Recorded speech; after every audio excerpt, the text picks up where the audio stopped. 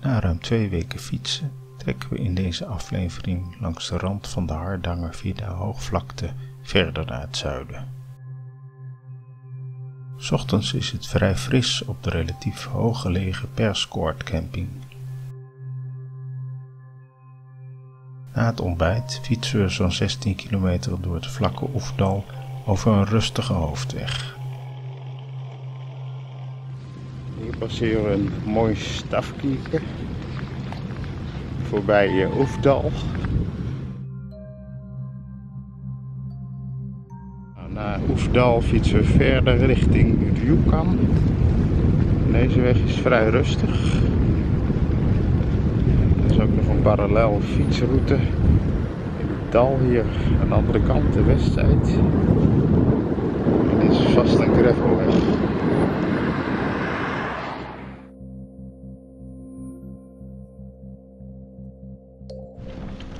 Nou, we zijn begonnen aan de Immingfjellweg. We hebben net het Oefdal verlaten.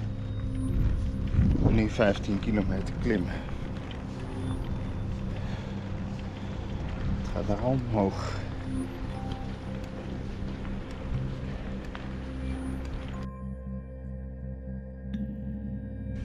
Ik denk dat daarboven al het meer ligt. Ik ben nu halverwege de klim.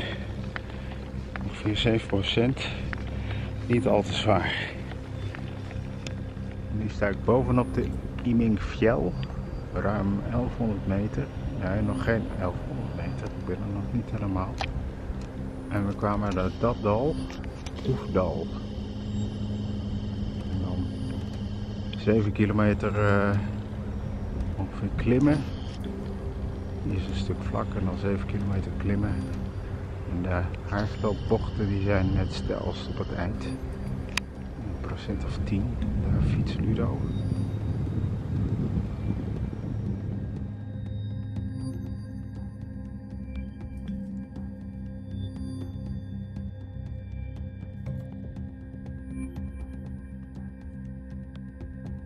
Daar is de toeristhut van Immingfjell. En daar is het Stuwmeer.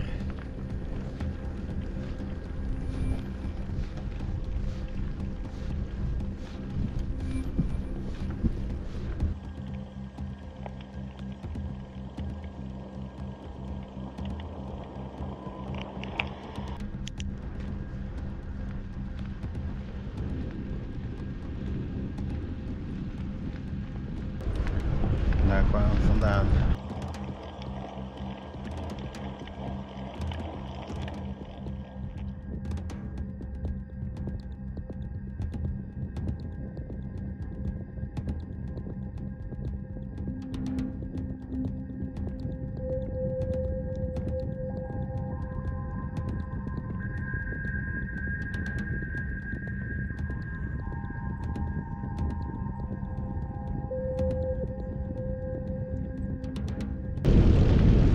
Gaan we het meer verlaten. Fietsen we naar het topje, 1150 meter. Dan dalen we langzaam af naar Rjukan.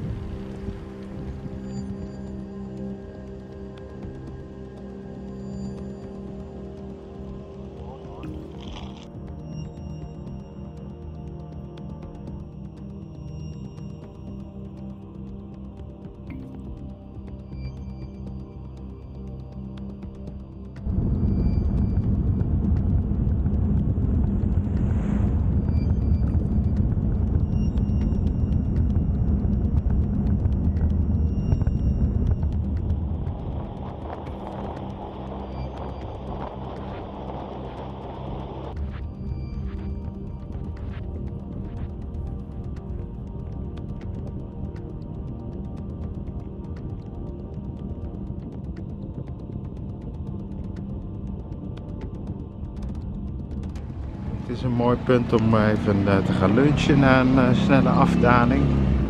Bij de Snarkshop. Zelfbediening. Picknickbankjes. daar kwamen we vandaan. Nou, we hebben de afdaling achter de rug. En hier is het uitbollen naar Rjukan. Het gaat nog verder omlaag. Tot Auspikda. Dat is een groot meer.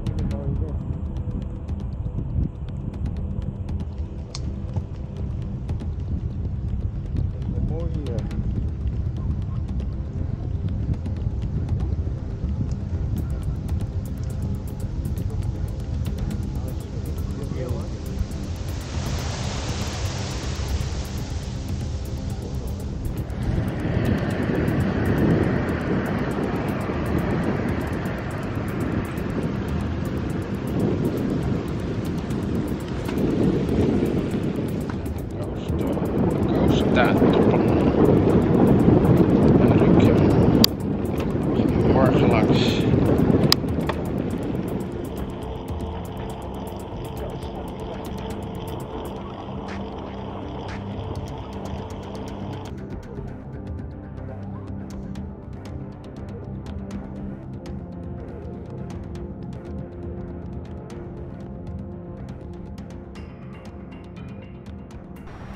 We staan hier op de Rjukan camping in Miland. En het is vrij leeg. Weinig gasten. Een heel groot tentenveld.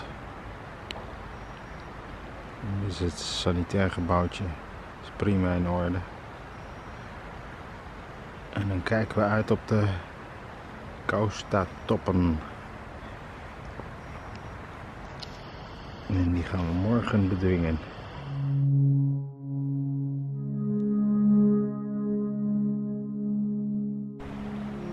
Nou, de fietsen staan er klaar voor. De lampjes gemonteerd, want het is mistig. Het uitzicht is 0,0 op de berg. Helaas. Maar misschien boven de bergen schijnt de zon. Meteen vanaf de camping beginnen we aan de 14 kilometer lange klim naar de Flisjönskaret. De eerste 9 kilometer tot aan de voet van de Kaustatoppen is het zwaarst, gemiddeld zo'n 8 tot 10%.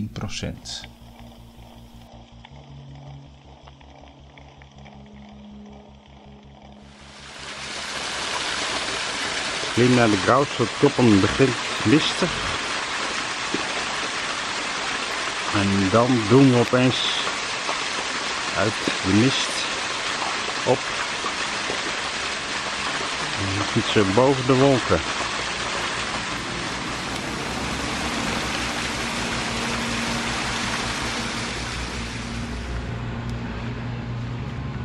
Zwaar, maar dan heb je ook wat. 10%.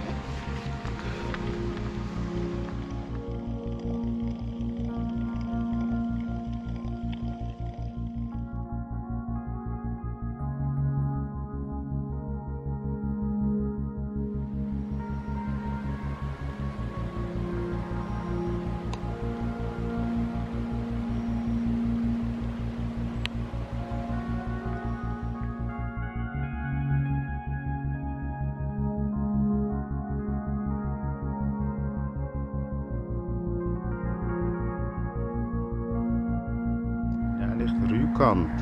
De mist is helemaal opgetrokken hier.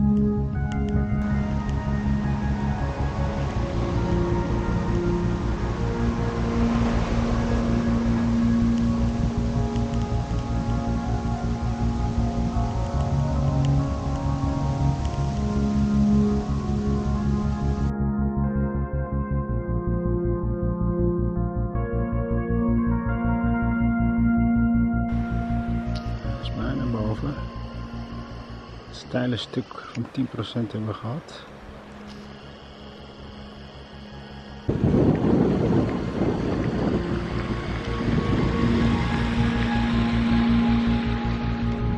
Nou, iets onderlangs de Gouwsta toppen. Een beetje op de Mont Ventoux. Kaal daarboven. En daar is de pas. Een klein stukje omhoog. Met een hele lange afdaling richting Nootodden.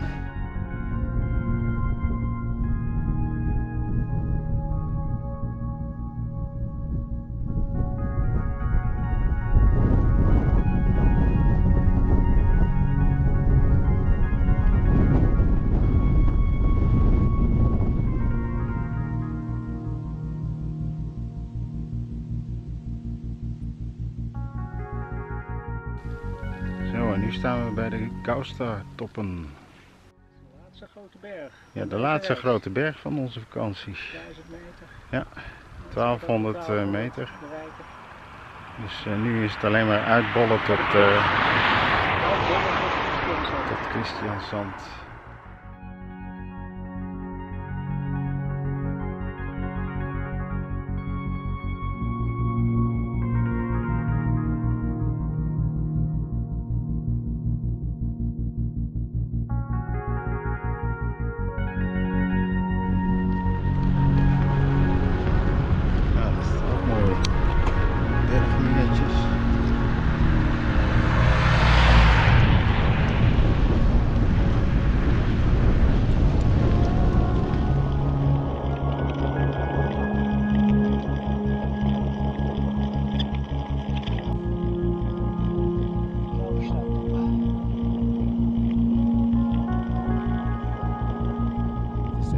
Top de Flitschön Karet, 1260 meter boven zeeniveau, MO.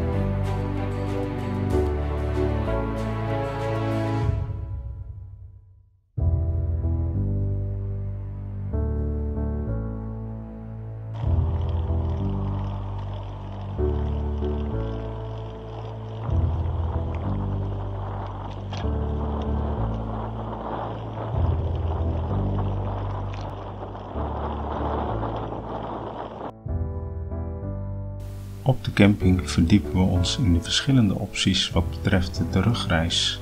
We hebben nog een retourticket Christiansand Emden. Die kan door het definitieve faillissement van Holland Norway Lines geschrapt worden. De eerste optie was om in 4 dagen naar Christiansand te fietsen en daar de veerboot naar Heerthals te nemen. Vanaf Heerthals is het dan nog 2 dagen per trein via Flensburg naar huis. Omdat we nu echter dichter bij Oslo zijn, slechts 2 dagen fietsen, is de ferry van Oslo naar Kiel een aantrekkelijk alternatief.